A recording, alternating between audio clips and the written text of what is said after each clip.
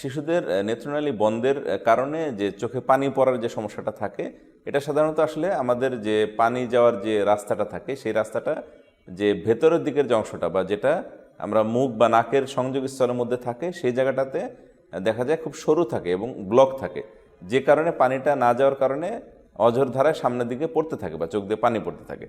তো এটাকে আমরা প্রথমে কিন্তু আসলে এটা চিকিৎসা করার জন্য আমরা আগে তাকে পরীক্ষা করি যে এটা আসলে কি কারণে হচ্ছে বা কীভাবে হচ্ছে। তো আমরা এক্সামিনেশন করে যদি দেখি যে এটার শিশুটির আসলেই তার নেত্রনালীটা বন্ধ আছে ভেতর থেকে এবং এটা স্বাভাবিকরূপে আমরা যে ব্যায়াম দিই বা ওষুধ দিই সেটাতে সারবে না, তখনই আমরা শুধুমাত্র এই প্রবিং, যেটাকে আমরা মেডিকেলের ভাষায় বলে থাকি, বা নেত্রনালীটা পরিষ্কার করি।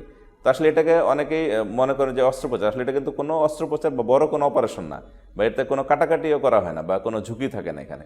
এক্ষেত্রে আমরা যেটা করে থাকি, একটি বিশেষ ধরনের প্রোব বা সিলিকন টিউব, এটার সাহায্যে তাকে, যেহেতু ছোট শিশু সে নাড়াচাড়া করবে, সেজন্য আমরা তাকে একটু ঘুম পাড়ানোর মতো একটি অল্প পরিমাণ অ্যানেস্থেসিয়া দিয়ে থাকি, যেটাতে শুধুমাত্র 10 থেকে 15 মিনিটের জন্য করা হয়ে থাকে।